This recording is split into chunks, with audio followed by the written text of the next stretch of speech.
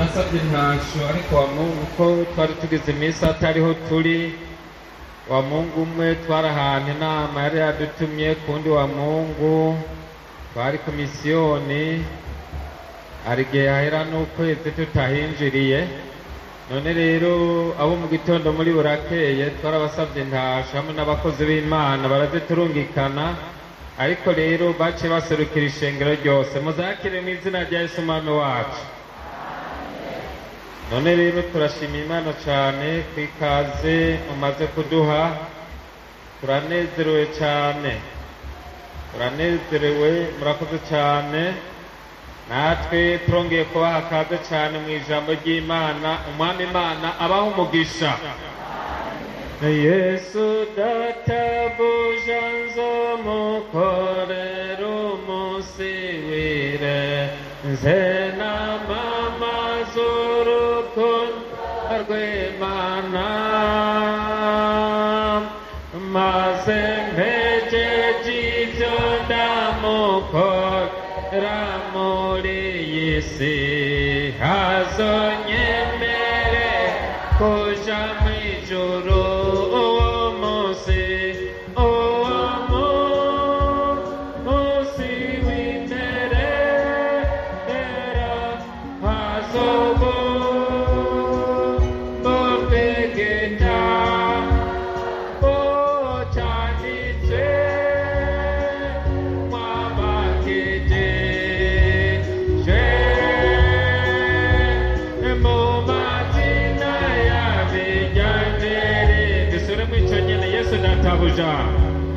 Yesu databuja nzomukorera umunsi wire, nze namamaza urukundo rw'Imana. Haleluya. Maze mpejeje ibyo ndamukorera muri iyi si, emerera kuja mu ijuru uwo munsi.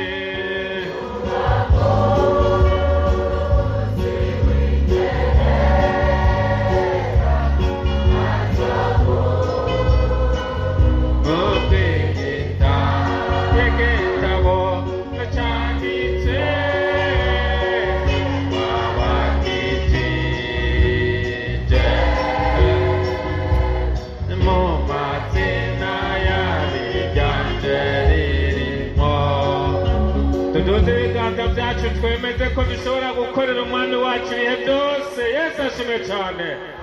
Haleluya. Muduze ibiganza byanyu neza, ndabifurije ko amazina yanyu kwandikwa mu gitabo cy'ubugingo. Haleluya. Uwo muririmbyi naramukunze cyane, avuze ngo Yesu databuja nzomukorera umunsi ugire gute? Wire, wire, nze namamaze urukundo rwiwe, maze mpejeje ibyo ndamukorera muri iyi si, azanyemereye kugira gute? Kuja mu ijuru. Nico hambere twaravuganye n'umuntu, yari umudamu n'umugabo wiwe, baraza kumbure, urabona hari igihe haza utubazo mu bantu, mu babana, mugabo baranka kubyigungana, baraza. Wa Mungu dusohotse ico gihe ndacibuka, hajya dusohotse mu masaa 5 n'ibindi, baca baraza barambwira ati rero pasiteri, twe turaje tugomba kuvugana, turafise ibibazo. Umugore ati je ndafitanye ibibazo n'uyu mugabo. Ye n'umugabo wanje uramuzi? Nti ndamuzi. Sawa. Ati kandi rero atutegereza kudufasha, ati naye handiho acataha iwe nanje ntayi wacu. Ndavuga nti jewe ntaco noshobora, mugabo Imana yo mwijuru irabumvise, igize iminsi baraba irabiroranya. Yesu ashimwe. Naba kuri ijambo Yesu databuja nzomukorera umunsi ugire gute? Wire, maze mpejeje ibyo ndamukorera muri iyi si, azanyemereye gutaha mu ijuru. Nico dukora twisunze. Nico ama rero saa sita turabonana turaganira turavugana umwe avuga undi avuga hanyuma ba mwarimu barampamagara ati none ga mwarimu wewe ga pasiteri none hariho amazi hariya none wewe ngwino wanze uze unywa amazi ndavuga ati genda mubandanye kuko ndarabona ibyo bintu ko bigoye twarimo n'abo bantu gende mubandanye nta kibazo mubandanye ati none twenyene ko twaba turi kumwe ga pasiteri none twenyene ko twanywa amazi turi kumwe none twenyene birashoboka nawe ati genda nta ngorane ama rero mbona bagize amakenga cane umwe arongera arampamagara terega none ko waruzi ko twama turi kumwe none tukabona twicaye hariya twenyene tutari kumwe bigenda gute avuga ati genda nta kibazo mumva amahoro tadusubirana n'abo bantu turavugana kuva saa sita size riragera turi kumwe turi aho mu biro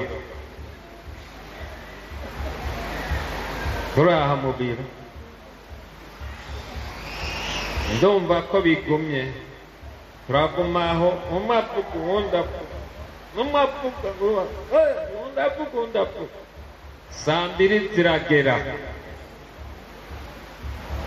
kuva saa tanu nusu mu masaa tanu nusu reka tuvuge saa sita gutyo saa mbiri z'ijoro ziragera ndaraba ndabasiga mu biro ndabanza ndasohoka ndavuga ati aha rero ntimuyogororeho muhore ntimuvugane nk'uku ngo muhave musimbanirako ndasohoka hanze ndazunguruka mu kigo ndazunguruka mugabo ndiko mvugana na databuja mbega umuntu arashobora gusenga atariko arakoma induru zunguruka gutya mvuga nti mana sinavuga ngo ubu byumvikana byaba mu mutima urabona mu ijoro nzunguruka imana abo bantu by'ukuri none ni nabarungika bagataha umwe agaca agenda undi agaca agendiye none gamana bigenda gute none rero mana raba ni wewe nyene igikorwa ndiko nkurikirana muri byavuze ngo nzogukorera umunsi wira ndasubira nkindinjira bavugana ati none rero ndabanza mfata umwe ndamusora wewe genda hariya hanze dusigarane n'umwe turavugana n'umwe sawa ndahamagara wawe ni nawe genda hariya sohoka genda urafata akayaga hariya hariyo imibu myinshi ku buterere genda urafata akayaga ntiwicare ugumuzunguruka imibu kugira ntikwere turavugana n'uwundi ndabahamagara bose turavugana saa tanu y'ijoro irinjira nongera turavugana saa tanu igeze mbona noneho byagoranye nongera ndasohoka hanze ndabanza ngo mana wowe uri nteturuye urateturura ntutetereza ndagusaba ngo nteture mana kuri aba bantu wewe nyene ubikore mana ndazi kuri nteturuye muri ribyari ndavuga ngo uri nteturuye ndakuzura umugira neza baguma ngaho nongera ndinjira turavugana saa munani iragera y'ijoro kuva isaha 6 z'umurango nkaraba ati none bigenda gute turaguma saa 9 ziragera saa 9 n'inusu zigeze inkoko ziriko zirabika zitanguye kubika kuva saa 6 kugera saa 9 n'inusu inkoko zitanguye kubika ndahibuka nzambona imana irabikoze baratunganije umwe tumbabarira umwe apfa ku ntebe yikubita hasi undi apfa ku ntebe ati jewe naragukosheje undi ati jewe ni je nabaye mubi undi ati ni je nabaye mubi mbona imana irabikoze yesu ashimwe cyane ndavuga ati mana uragororotse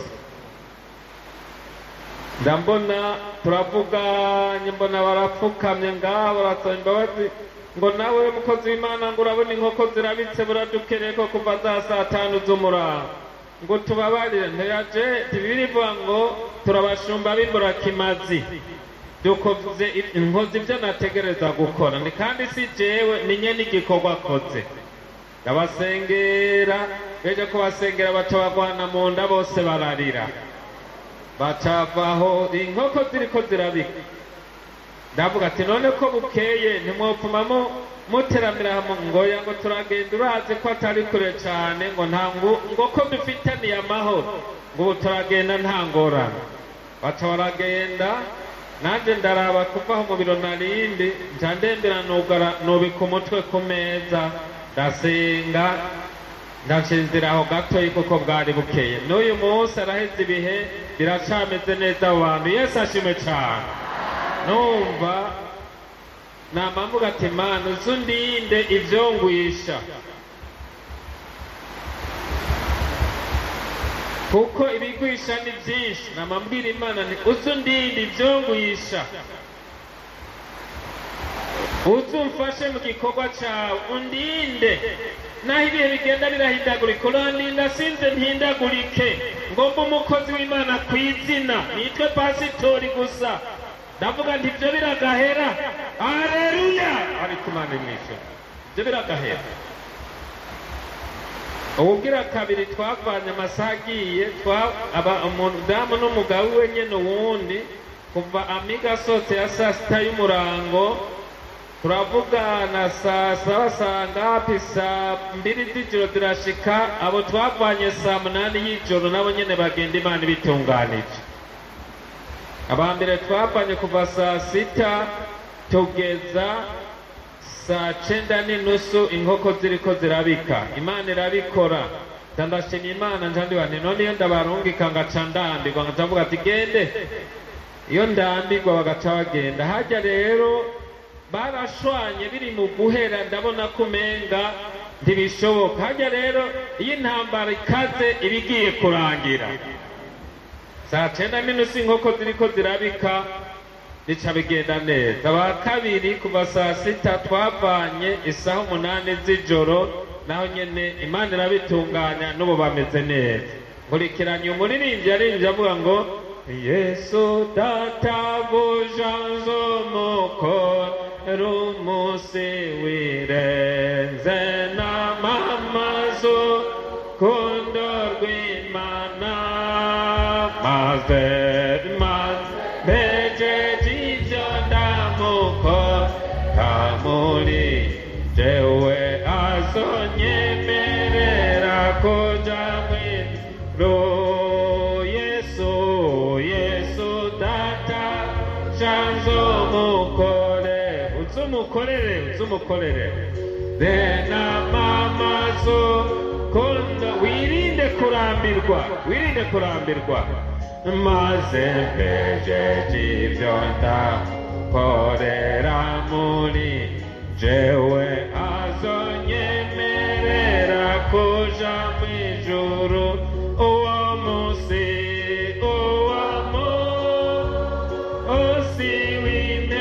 w'imperera hazobo mbogwigita igitabo canditswe mwabajije mu mazina y'abiganje ririmwo. Umwami mwese abaho umugisha, mukorere Imana, mwirinde impwemu mbi yo kurambirwa. Dusome ijambo ry'Imana icete Pawulo yandikiye Abikorinto, icete ca mbere. Someho ijambo ry'Imana. Imana irakoze mu byo twumvise byose, indirimbo z'abaririmbyi numvise ko mwabisengeye. Umwami Imana abahezagire. Iyo taranto murayicuruza cane, mwicuruze rwose, ntihagire umuntu yoyizingira mu kiremo ngo ayizike. Icete ca mbere Pawulo yandikiye Abikorinto, ibice bingahe? 16.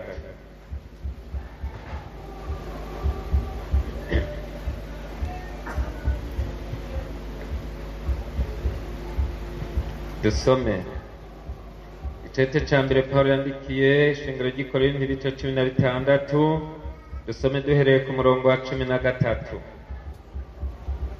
aravuga ngo mwame mugavye mushikame muki muba abagabo mugire inkomezi ivyo mukora byose mubikorane iki n'amajambo y'Imana dufise turi kuri rya jambo rivuga ngo kugira ukwizera kutanyiganyiga kudutera kwirinda iki icaha niryo jambo turi kuva ku munsi wa kane ko umukristo ariko araja mw'ijuru akwiye kugira ukwizera kutanyiganyiga kumutera kunesha icaha.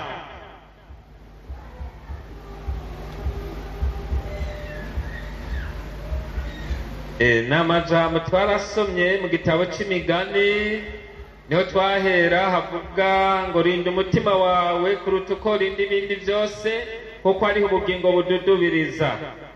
Duca dusanga rero turasoma ijambo rijanye no kwizera, dusanga kugira ngo umuntu agire kwirinda umutima, kurinda umutima bigumishwa canke bishigikirwa no kwizera.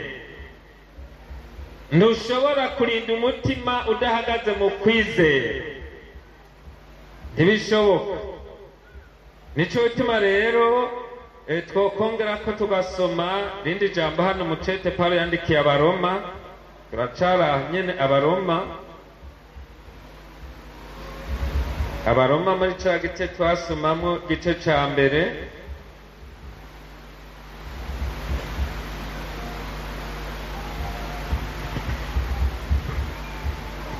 Abaroma gice ca mbere ku murongo wa 16 dusome. Kuko ubutumwa bwiza butantera isoni ari ubushobozi bw'Imana buzanira uwizera wese agakiza uhereye ku muyuda ukageza ku mugiriki, kuko muri bwo ariho ukugororoka kuva ku Mana guhishurwa guheshwa n'ukwizera kukagwiza ukwizera, nk'uko vyanditswe ngo umugororotsi azobeshwaho n'iki no kwizera. Umwami Imana mwese abahezagire. N'amajambo y'Imana tugiranye iminsi Imana yashatse ko tuvuganira kuri uyu musozi. Igihe kimwe nagiye ahantu nk'uko inama yaturungikanye ijambo, kuko umuntu Imana iramuha ijambo kandi uhawe ijambo agira gute ararigira. Kandi ico gihe kuva ku wa kane turavugana ijambo nk'iri, ku wa gatanu nk'iri haraha mu gisagara nyene, hama hageze ku wa gatandatu mw'ijoro ndasenga ndavuga ati Mana ndagomba umpindurire irindi jambo njana aho bukera, sinsubirane y'iri jambo. Hari kwa gatandatu navuye aho hantu mw'ijoro, hama rero nca mfata ikaramu mfata ibindi ndandika mugabo aho hantu nari senze gutyo ntaco Imana yambwiye, mugabo nca niyumvira ivyo nandika, ndasoma muri Bibiliya ndaraba ndasoma ndandika nca ndasenga nca ndaryama gato. Ntararyama gatoyi nza mbona ndi mu nzozi, mbona Imana impaye isuka nshasha y'umujojo, mbona yishize ku rutugu, mbona iranjanye nshishije hahandi ngize iminsi nza kuvuga ubutumwa. Mbona nshishije imbere, mbona aho hantu imbere ku rusengero hameze neza, mbona umuntu arankatishije aranjanye ngo ndakwereke, duca inyuma ndabona ahantu anjanye impande y'urwo rusengero nyene, mbona n'ahantu hasivye cane, hasivye. Nza numva mbwiye ngo ngiraho muri izo nzozi ngo isuka umaze iminsi, iyo suka umaze iminsi ukoresha ngaha n'ubu niyo utegereza gukoresha, kuko warabye hariya urabona ko hameze neza, ariko urabona ko ukwiye kuyikoresha n'aha nyene hagasibuka. Arasubiramo ngo isuku umaze iminsi ukoresha ngaha bari wongera gukoresha. Nca ndava mu nzozi nkanumva ati rya jambo nareka ngo sinkwiye kurisubira nayo, niryo Imana ivuze ko ntegereza gusubira nayo kugira ngo yongerere ibyigwa ishengero. Yanamenya nti bwa bundi Imana ibyo nateguye iravyanse, yemeye ko nsubira nayo iri jambo maranye iminsi hajya nyene. Canongera ndasenga Imana nti Mana mbabarire yuko umwana w'umuntu yama yiyumvira nk'umuntu. Nca ndahaguruka mu gitondo, nca ndagenda iryo jambo nca ndarijana, kandi nca ndabona uhereye hose. Hari n'ahantu nagiye ndabona n'uwo twicaranye imbere ambwiye ngo najewe nafashwe. Imana yo mu ijuru nimbabarire pasiteri, najewe nafashwe, Imana imbabarire. Ndasanga ndi bwa bundi Imana nizi bikwiye ku bantu bayo. Yesu abahezagire. Iri jambo Imana yarungitse hano mu mirango, kugira ukwizera kutanyiganyiga kudutera kunesha iki? Icyaha.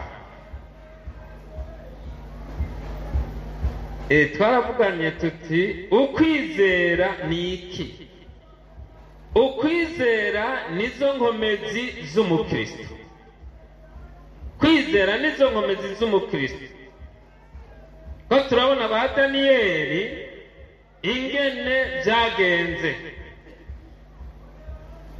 ingene bagwije inkomezi igihe ibibazo byari bihagaze imbere yabo. Daniyeli bari bageze ko basenga ujya mwami Dariyo iminsi 30.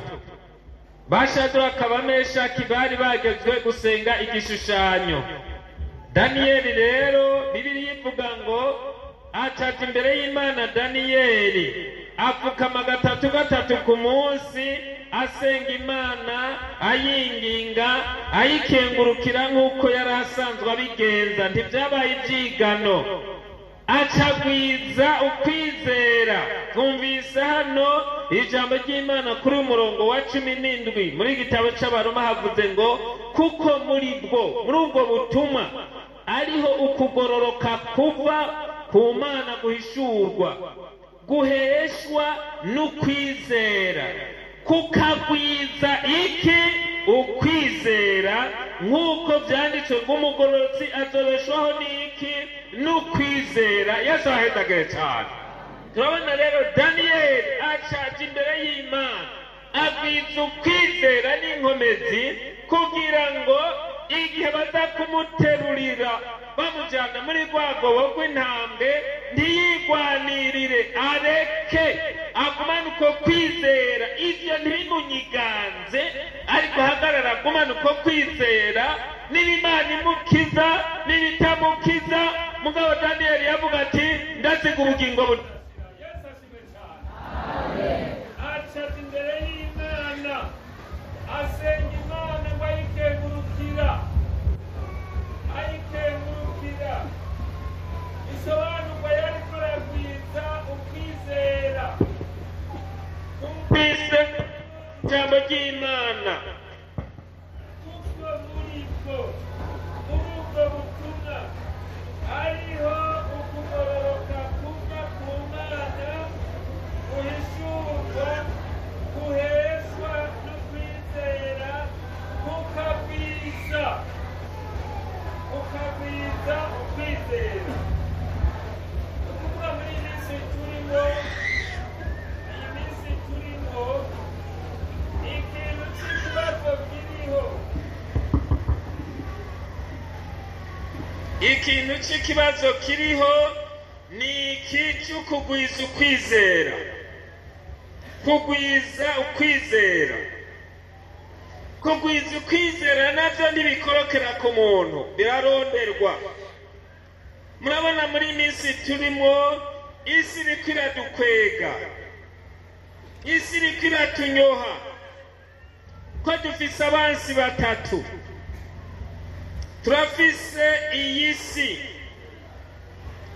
si murabona ko iyi si yaryoshe, murabona ko n'abavukana bashobora gutemana bapfa iyi si, bapfa karimbi, bapfa kugabura iyi si. Urabona irashobora gukwega abantu bakaguma biruka barondera ni byiza, ariko Satani nawe yaciye abihagararamwo, gasanga umuntu nakironka umwanya wo kwegera Imana ngo agwize ukwizera, agwize inkomezi kugira ngo ashobore kuzonesha imbere y'ibibazo, imbere y'imitego ya Satani. Umunsi wa mbere ni iyi si, umunsi wa kabiri ni uyu mubiri twambaye, umunsi twari guherako nawe duhereje ko ni Satani, kuko niwe acakorera muri ivyo byose, niwe akorera muri uyu mubiri, niwe akorera muri iyi si, ivyo byose agaca bikoresha. Dufise abansi batatu. Aba bansi batatu rero ntidushobora kubanesha tudafise ukwizera. Ntibishoboka. Ukwizera kutanyiganyizwa, ukwizera gukomeye, kwizera kudutera kwirinda, kwizera kudutera kwihangana, kwizera kudutera kunesha umubiri, kunesha ubusambanyi, kunesha ibyifuzo bibi, kunesha kwishushanya n'isi. Ntidushobora kubinesha tutagwije ukwizera. Kunesha uru rurimi ndiko ndavugisha, Yakobo yavuze ngo ururimi n'akagingo gato, ngo n'urugingo ruto, ariko ngo nikibi kingana iki isi yose. Uru rurimi ngo niko dushimisha Imana, kandi niko dusubira tukidodombesha, tugavumisha abantu. Uru rurimi ngo n'urugingo ruto, ariko ngo rwashizwe mu ngingo z'umubiri zacu, ruhumanya umubiri wose. Ngo umuntu adatsitara mu vyo avuga avugishije ururimi n'uyu munwa, ngo aba ari umuntu atunganye kangahe rwose. Nico gituma rero bidusaba kugwiza ukwizera. Twarabonye uko kwizera kuduha kwirinda icyaha. Ukwizera igihe Satani agomba kuzana ibyifuzo bibi, agomba kuzana kungomesha ngo ngende ndagomwa, ndavuga si Shetani, Shetani mu izina rya Yesu. Aho hose twe turahaciye turashinga intahe ikomeye cyane, turashinga intahe ikomeye cyane. Muri wa muzingo najya Yesu yamankamira, mwe nababwira n'ejo yavuze ngo kugira ngo ivyo muzohure ejo ntibigutsinde, ariko uzibitsinde. Yemera ndawumira, umuzingo wari munini, kandi rero Imana irahambaye. Satani ni umwansi. Aho nashinze intahe haraje umuntu ava mu ntara ya kure aje gukora akazino, yasize umushinga ntahe wiwe ruguru, yari yibarutse rimwe, yaranshingiye turaganira ibiyaga, aranshingira intahe. Hanyuma rero ico gihe aravuga ati rero mwarimu, jewe usengere cyane, naraje no mu gisagara, mfise akazi nahawe imitasyo nzino, none rero mumfashe. Hanyuma urabona umugabo wanje yasigaye ruguru. Tukuri ijambo rivuga kugira ukwizera kutanyiganyiga kudutera kunesha iki icyaha. Ndavuga ntegome, turaganira, aratunganya ivyatunganya, nta muntu avuga ivyo umuntu yihanye, ndamusengera bagenda. Mugabo nasuye kubirimbura mu nyuma kuri wa muzingo Yesu yampa, kuko Imana itubonera ibiri imbere.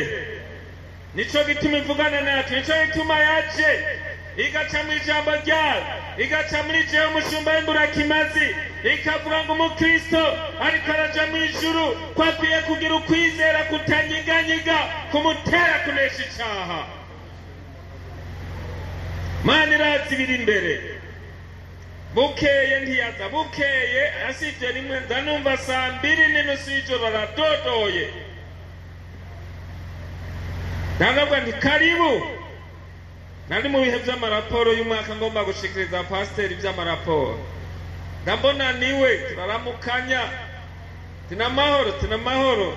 Yegome turanyibuka ndakwibuka twari kumwe hirya yeje.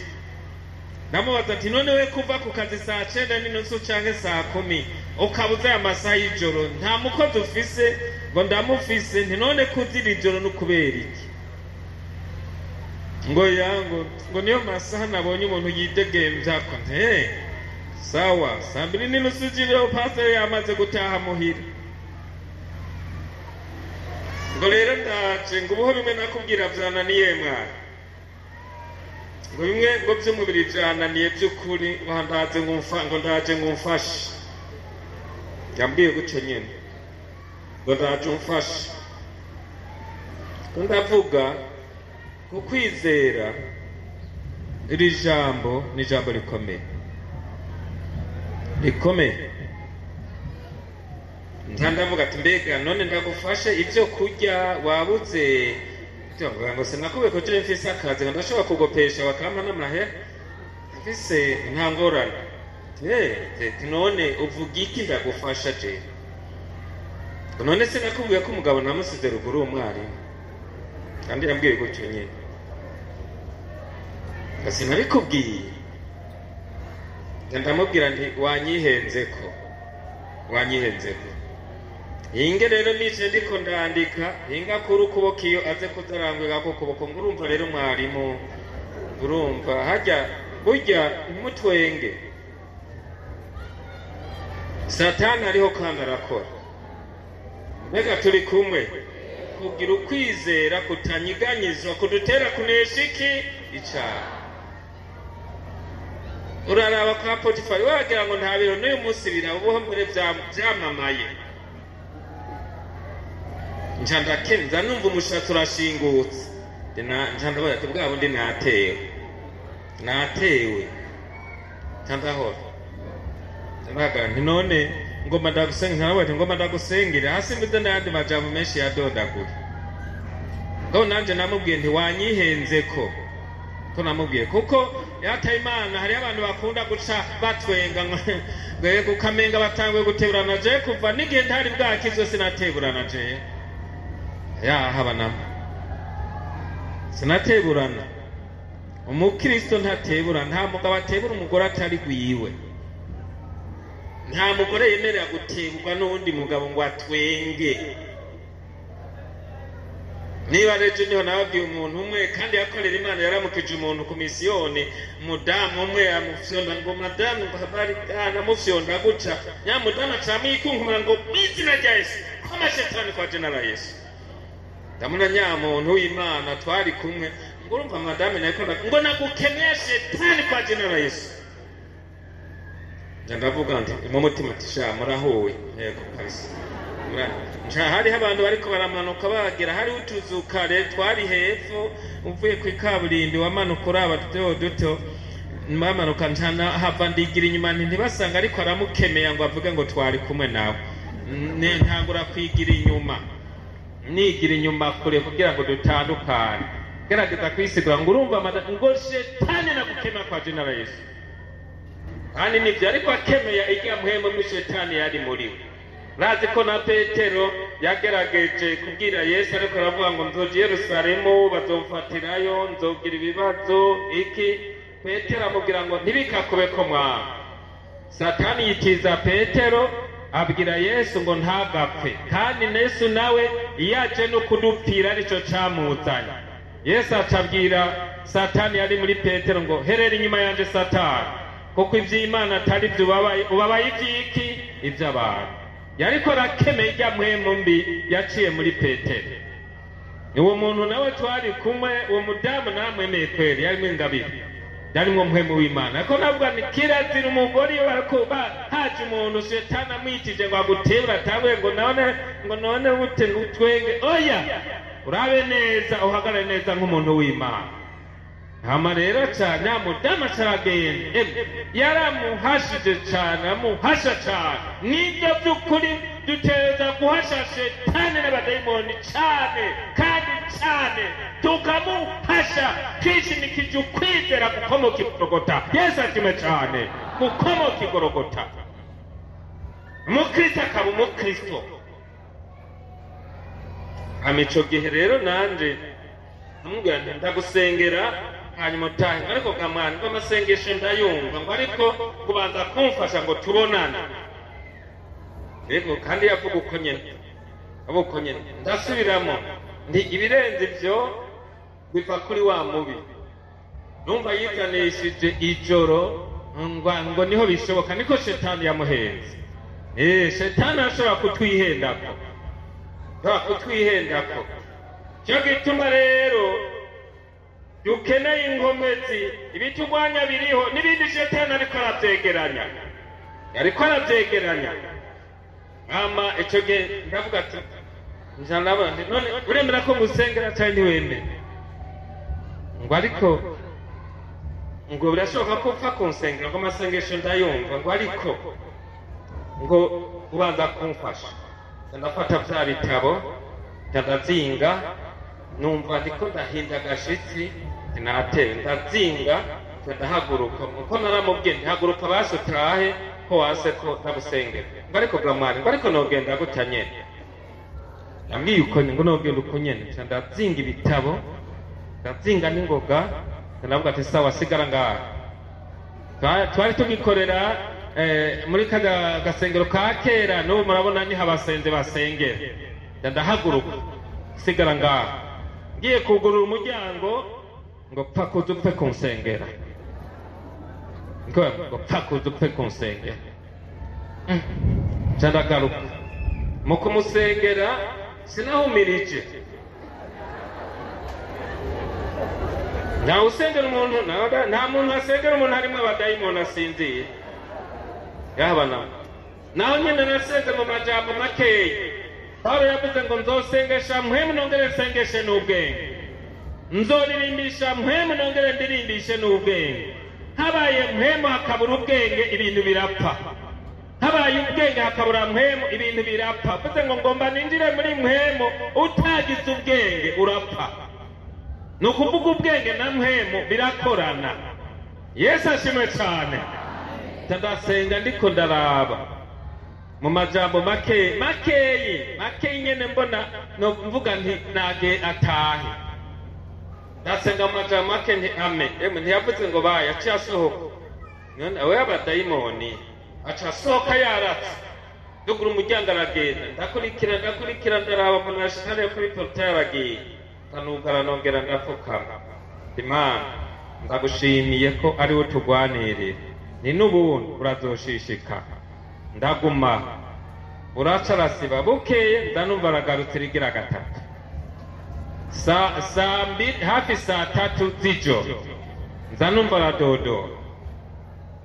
Mugabo wibuke wa muzingo Yesu yabati umire kugira ngo ibyo muzohure ejo ntibize bigutsinde, ariko tubitsinde. Yesu ashimwe cyane.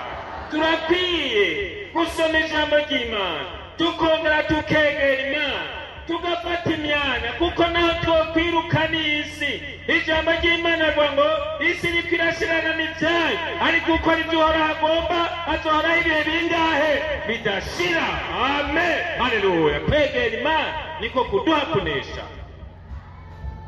Ndanumva aradodoye cyagasimba, ndiruka sanganiwe, ndamuramutsa caranshakira gutya. Mwarangumye, ndagira ukuboko gutya biranga. Ngo mwari ngo narabonye mbere ngo ko ndakunda abantu baza ngo ijoro ngo usengere, ngo hoge ngo nsengere. Avuga ariko arasuguma ngo twinjire, ngo usengere, ngo n'amajambo 3 gusa, ngo hanyuma rero ngo ncangere. Mugabo tucinjira tuvuye hanze yamfasha ariko arasuguma, tutarashika kuri ka kajyango kinjira mu biro, nza numva ijwi ryurukanye hejuru ko ijambo ry'Imana rivuga ngo ntaco nzokora ntibiyakabanga abasabyi banje. Yesu ashime cyane. Nza numva ijwi hejuru ngo umve, waramangiye ibyo yakubwiye byose, ngo bagomba ashike mu biro ati impuzu zose yitembagaza akoma induru avuge ko umufashe ku ngufu ngo kandi urafatwa. Ndahagarara gatoya acaransuguma ngo hoki tunyaruke. nongeye gutambuka rimwe ntarashikira ujya muryango numva ryajwi riragarutse ngumviriza neza ngo ibyo byose wamubwiye yakubwiye kukanka agomba ashike mu biro acata impuzu zose acatembagara hasi acakoma induru. iryo jwi ryahereza rivuga ngo kandi urafata. nja nibuka ijambo ry'Imana riri mu gitabo kimwe twavugishwa n'Imana ngo ninaburira umuntu agakina ku mburi inkota ikaza ikamugahura kuko azoyakiye ku mburi yanje amaraso yiwe niwe azokora. Ndahagarara numva umushatsi urashingura nanje ndagashiramo nk'ingufu z'umushinga ntahe ndavuga ntihoki ubimbwirire hajya hanze hanyuma rero niwaheza kubimbwira duce twinjira ndagusenge.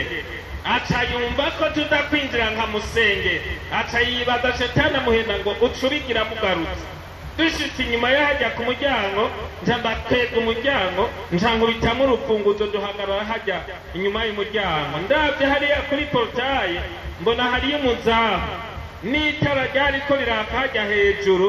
ndavuga ntubunaho yota impuzu akikubita hasi uriya muntu azoba abona ko ataco ndamugize. numva agatima gatanguye gusubira hamwe. Yesu ashimwe cyane. hajya urugamba ntiruba ruto, intambara ntiba nto. hanyuma atanguye kuvuga ngo rero jewe nagomba twinjire urusengere ntoyaye urambabarira kubera amasaha agiye numva ndushe no kuvuga sesubira kuja mu biro.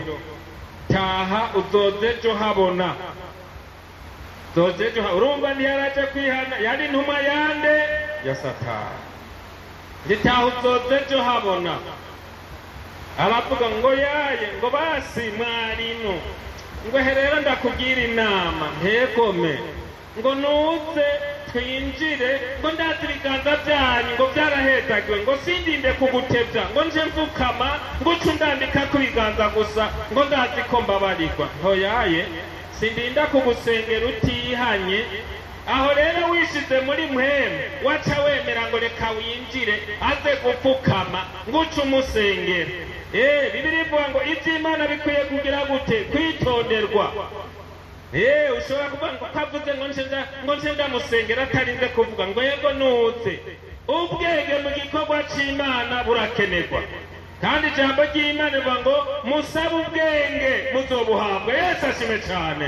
gusaba ubwenge mu gikorwa c'Imana kuba umukristo teza gusaba ubwenge. ndamubwira ati sindinda kugusengera utihanye uzoze ejo ndagusengere wihanye.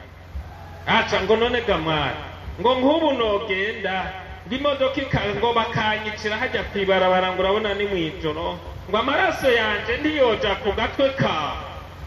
amajambo y'iterabwoba ibitero nyawihebuza. ndamubwira nti oya jewe amaraso yawe ntiyoja kuri jewe kuko jewe nta byaha nakoze. yumvise ndamwishe nti genda uzoze ejo. yaciye ahindukira ubwo nyene no kuvuga ngo bayi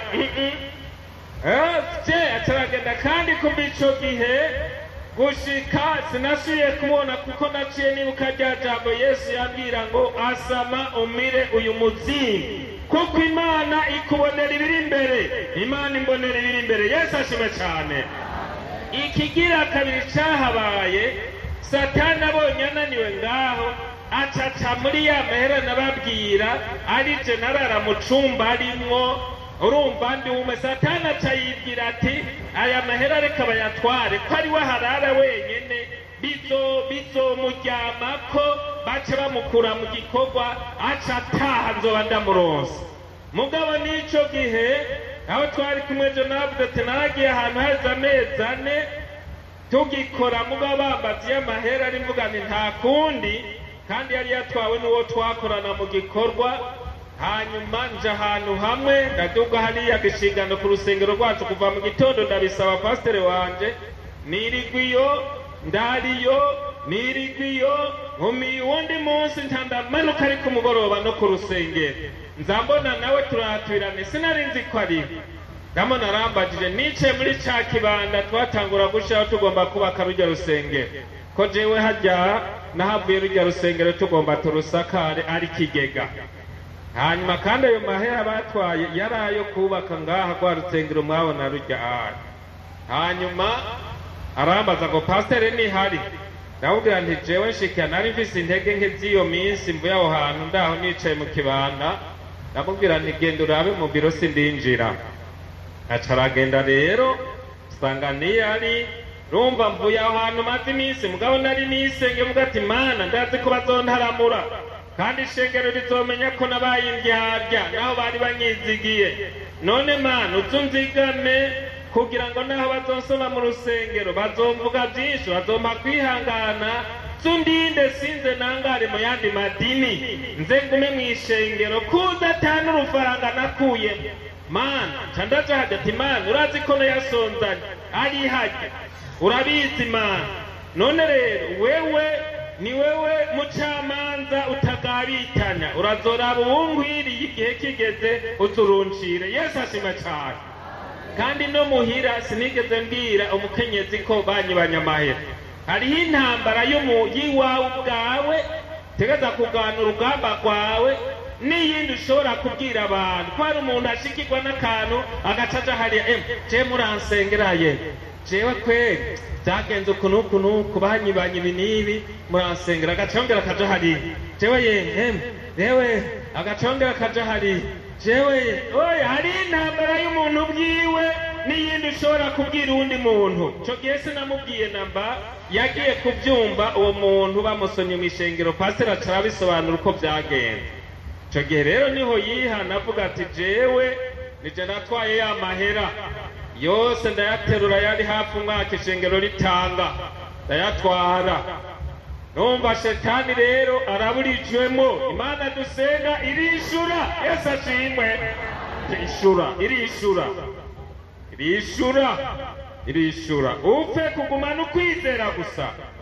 Ico gihe rero turagumaho ntabagwa gutyo. Mugabo rero yaciye amubwira ati ejo muzuze ubivuge na bagenzi bawe bumva ndagusengera. Ego baradutuma ko ku mugoroba turaza, menga yari mbiruhimbi sindavyibuka, baratwicarika mu biro kwa pasiteri turicara.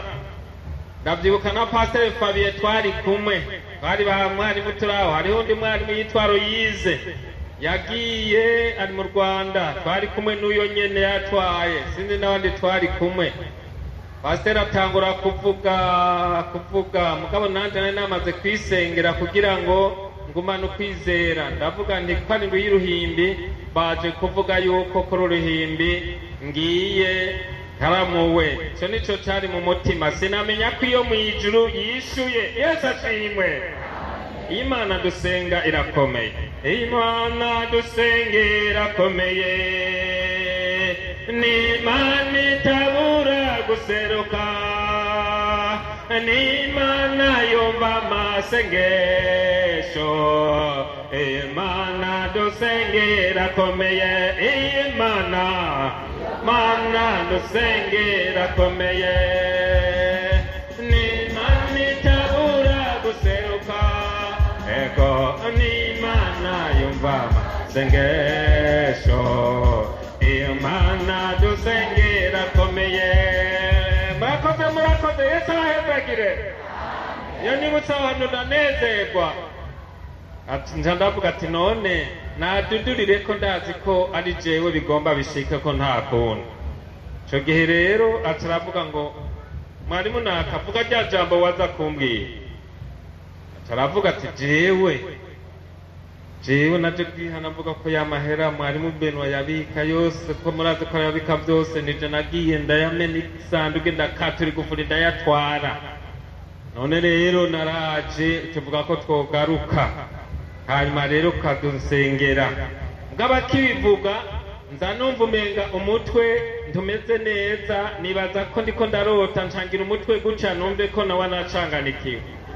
Ngira guca numve ko umutwe upanze neza, numva sivyo umenga biri kure yanje. Hanyuma nongera nagiye kurema, numvise pasiteri Fabien avuze ati none ajya amahera yose wayariye yose kuje kwihana zana yo wasigaje ngaha acamwisha ngo wewe nta jambo ufise, ijambo rifise umubwiriza wacu, nta jambo muri mwebwe mufise, kandi avuga yishigikiye nyene. Ama rero muri ico gihe ndanumva mbaye nka Petero ti bwa bundi nivyo, ego kabisa nabundi wamenga ndiko ndarota, byari bimaze kumbamo ko ntegerezwa guhanwa, mugabo nari nasenze Imana kugira ngo ngumane ukwizera, nari nabirekeye Imana kuko nta n'umuntu n'umwe nigeze nshirako amajambo. Kenshi abakristo hari gashika mu ntambara agaca atangura gutagaguza amajambo, ariko ico gihe nta na kimwe, kuko nari nzi mu bantu turiho dukorera Imana ko bitabaho, nari nzi ko bidashoboka. Hanyuma rero bibaye uko numva umunezero uvanze n'umubabaro, ndaraba ko nova ku ntebe ngo njyame hasi mu biro kwa pasiteri, numva mugabo nyavuga ati Mana ndakubonye ukundi gusha. Yesu ashimwe cyane. Nshandibuka rya jambo umwami yambwira ati mira uyu muzingo, kuko nutawumira ivyo muzohwana ejo ntuzobinesha. Nico gituma rero nagomba kuvuga yuko kwizera gukenewe. Ubwa mbere twumvise ko kuduha kwirinda icaha, ubugira kabiri kuduha gushingira intahe Kristo Yesu, ibigira gatatu kudushoboza kwitanga mu gukorera Imana. Yesu abahezagire. Aha rero twamye tuvuga n'abarinzi bo mu gitondo, twamanye ngaha n'abandi bakora ibikorwa by'Imana. Nta rero musenge Imana kwaha mugomba kubaka, musenge kugira ngo shetani hazozana na hose mu mutsinde, ko ashobora kubyura intambara kandi ziciye ahanyene muri mwebwe, kazana intambara z'uburyo butandukanye, hakaza abantu b'ibizinyamuriro bagomba kuzimya abandi, akabyura intambara mu migi. Hariya tugomba twubake, satani yaciye imbere mu b'imbere, batangura kosha abaririmbyi, hanyuma hacaba ingorane, hari intambara, batangura kuvuruga ibintu gushikaho ku ruhimbi nk'uku, uruhimbi ruraha muri ba baririmbyi havamwo bamwe baza gutera amabuye hejuru ku rusengero, uruhimbi ruri ngaha, tera amabuye. Kandi uwo ari kudufasha ni pasiteri wacu hajya mu Kamenge, niwe yariyo ico gihe. Baragira intambara ikomeye, twagomba dutangure kugira inama y'ukubaka, mugabo mu nyuma nabarimbuye vyamaze iyo ntambara nk'iminota 7 birahera, turagira uruhimbi. Abo bagomba gutera ingorane bariruka, uko pasiteri yaciye avuga ngo abo bantu bagomba konona igikorwa, nta bagabo bari ngaha bizeye bo bafata tukababoha. Bumvise guco baca bariruka, bahura n'abantu b'abanyamahanga bahora bazana abagore babo tukabasengera n'abana, bamwe baca barabafata ngwe bawe nibo bariko baradurumbanya ishengero duhora tuzanamwo abagore bacu n'abana, bakabasengera bagakira, baca badomoka bariruka. Kwari kugira ngo, kandi iyo yari korali irimo abantu benshi barenga 80, kuko shetani ni umwasi acavyura izo ntambara, mugabo mu nyuma igikorwa kirakoreka. Twavuganye nabo mu gitondo ati ko mugomba mwubake. Tejo mwijoro namye niyumvira kahise kahariya, kandi turacari mu ntambara. Yobu yavuze ngo mbega umuntu akiri mw'isi ntaba akiri mu ntambara. Taha rero musenge Imana, shetani ashobora kuza agaca mu bantu. Paulo yavuze ngo abantu bari muri twebwe. Abantu rero shetani iyo abantu batagaze mu kwizera bashobora kwadukaha, kandi urumva twebwe bazananye imbere, bazakosha rero abaririmbi. Harya amapine y'imodoka y'imbere atobotse, ay'inyuma nta kazi aba afise, kuko amapine y'imbere niyo akwega ay'inyuma, bica biraburungana. Ariko mu nyuma turasenga Imana irabikora, kandi yarakoze ibitangaza, n'ubu turaciteze ibitangaza byayo, kandi turabibona. Yesu abahezagire.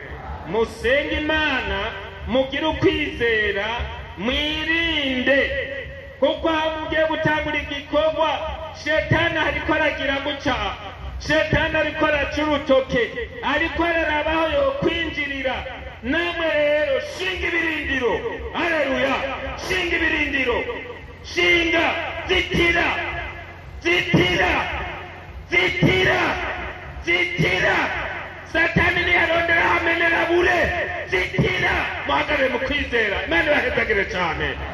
Tumvise ijambo ry'Imana rivuga ngo mube abagabo mu kwizera, mugire inkomezi, ibyo mukora byose mubikorane urukundo. Ndabifurije iki gikorwa kuzogikorera mu kwizera kandi mugikorane urukundo muri umwe.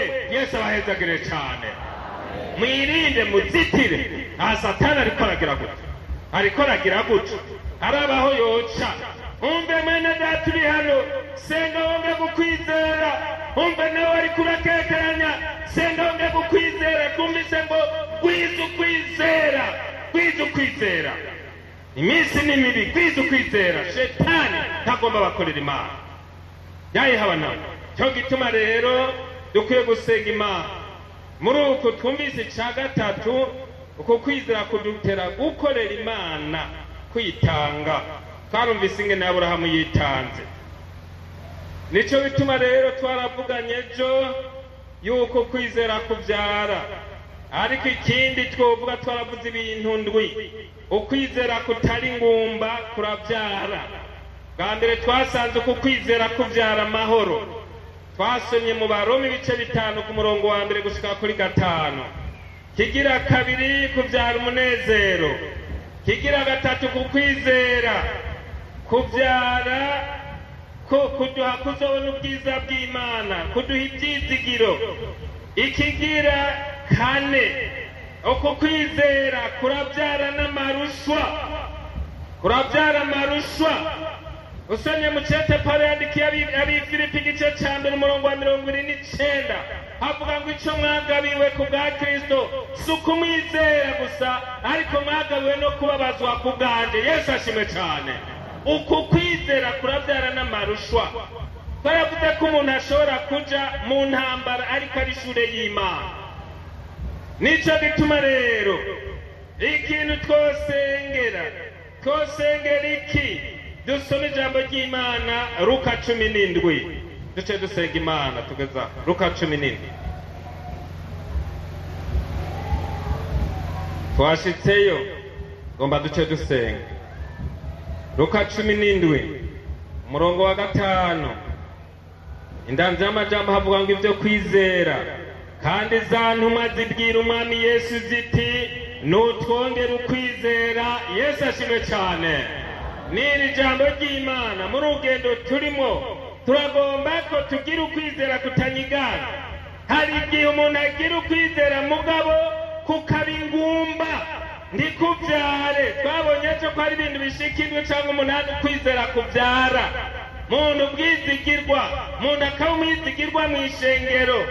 Uko kwizera kukabyara ukwihangana, uko kwizera kukabyara kudatsindwa. Umuntu w'Imana akaba umuntu w'Imana ashitse, adatwagwa n'ibi na biriya, ariko agahagarara muri bwa buntu bw'Imana. None rero mwese mwumvise amajambo y'Imana, umwami abahezagire. Twagomba rero umuntu avuga ati ni by'ukuri ndagomba ko hari ikintu cy'amakingwanya cyahagarara hari. Ko naho umuntu ahagarara hari turasenga Imana, Imana irumva. Hagarara huri dusenga Imana. Hagarara huri, hagarara huri dusenga. Umuntu yumva ko ari akehaniwe muri amajambo twavuze hagarara hari, ko tugomba dusenga Imana. Dusenga Imana. Ngiri jambo Imana yatumye hano ku musozi w'Imana mu mirango kugira ukwizera kutanyiganyiga, kutanyiganyizwa n'ururimi, kutanyiganyizwa n'uyu mubiri, kutanyiganyizwa n'ubukene, kutanyiganyizwa n'imyaka. Umwige mugasanga biramugoye. Oya, gira ukwizera kutanyiganyiga. Umusore, gira ukwizera kutanyiganyiga. Umve mu ntambara ziriko gira ukwizera kutanyiganyiga, kugira ngo tuze dushobore guhagarara imbere y'Imana tudatsinzwe n'ubugunge bwawe murwanizi. Amen, amen. Tugiye gusenga Imana. Bishobotse reka tuvuge guca na Yesu abone ko mwagize intambuko. Gira intambuko mwigire hano. Gira intambuko mwigire hano. gira intambuko mwigire hano, gira intambuko mwigire hano, gira intambuko, gira intambuko mwigire hano. Ngwino muhagarare mushikame mwongere ibyo bibatera gutsindwa mubyereke umwami. Umwe yabambwa amahanga arorera, umwe yabambwa mu mayira abiri, abava hirya no hino bariko baramuraba. Ijambo ry'Imana rivuze ngo abigisha babwira umwami bati twongere ukwizera, twongere ukwizera, twongere ukwizera. Haleluya, twongere ukwizera. Cya ururimi rwanje rurangura, nyongera ukwizera.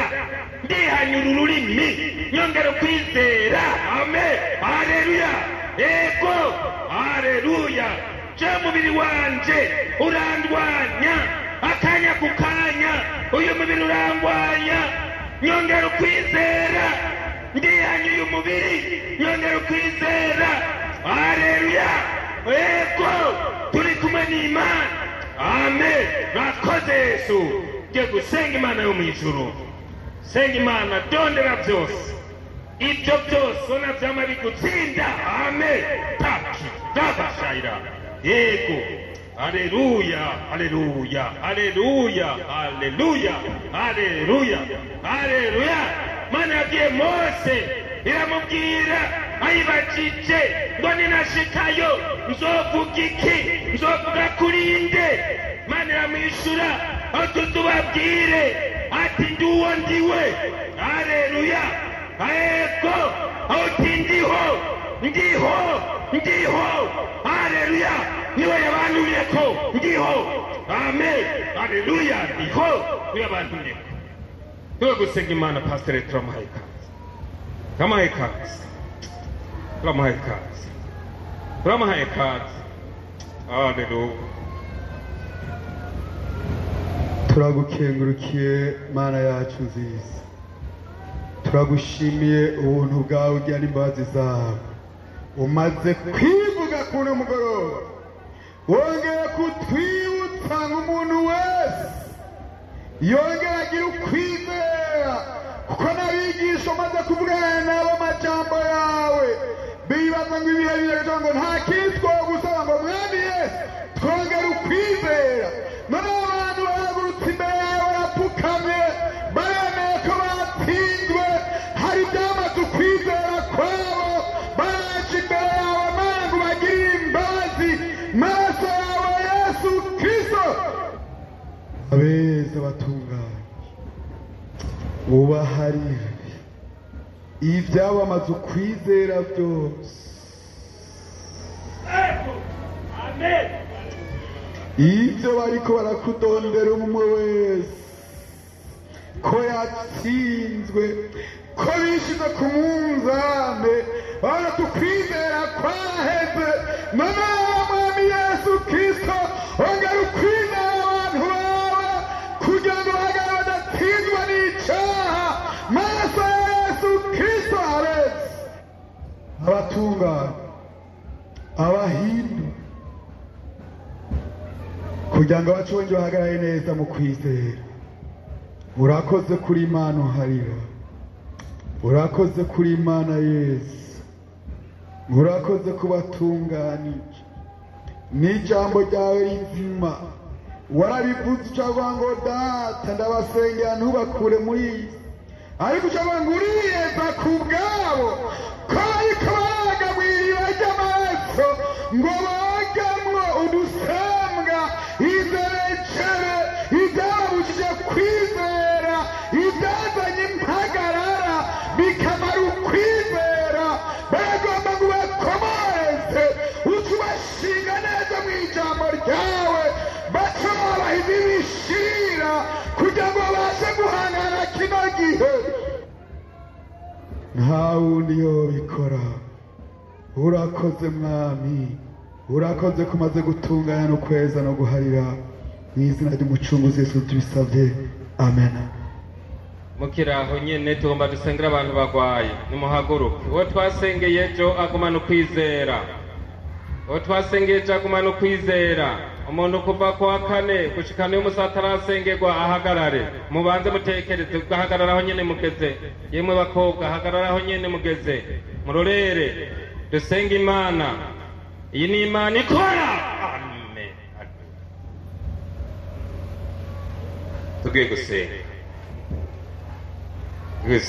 N'ubu pasiteri turamuhaye kaza asenga. uragororotse, turaguhimbaza, turagushize hejuru. Erega Mana ye, hari ikintu umwami wacu Yesu Kristo muyankiri yaje kuvuga ijambo ryawe, umaze guharira ibyaha, hari icyo wanyukora. Wakijije indwara, wasenze abadayimoni, none rero mwami wacu Yesu Kristo, kuno mugoroba turagutumiye ngo wongere ugendagende, ubashe bwo gukiza indwara, ubashe bwo kwimura indwara zananiranye, iz'abantu bamaranye ibihe bagendana, iz'abaganga bababwiye ngo ntibishoboka, ariko icozi muri wewe byose biremera, indwara ziremera, iz'uburyo bwose. Ubushobozi, reka ubushobozi kuno mugoroba, ubushobozi bwo gukiza indwara, ubushobozi bwo kubohora, ubushobozi bwo gusangangura, ubushobozi bwo guteragira, ubushobozi bubohora, ubushobozi buzura abafite ibibyimba byo mu nda, turabasengeye. Abari ku marandevu yo kubagwa, turabasengeye.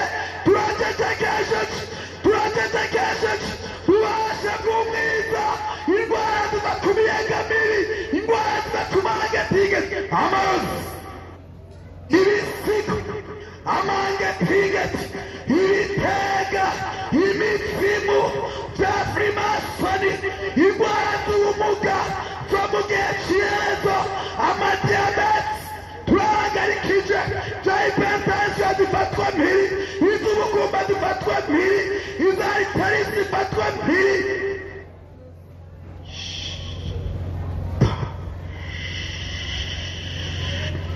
Tenda koze kuri umuganga mwiza, turagushimiye ko ari urwara intambara, turagushimiye ko umaze gukiza, turagushimiye ko utabaye, reka ububasha bwawe bukabugendagenda, muri wowe Imana ugendagende, usangangure ibyo byose biterwanye n'abantu bawe. Urakoze ko bakijije kandi batabaye. Twese twizeye mu izina ry'umwami wacu Yesu Kristo tubisabye, amen. Yesu kori ibimenyetso hamwe n'ibitangaza, vugirishe ngere ryawe ryame ryongerekana. Yesu kora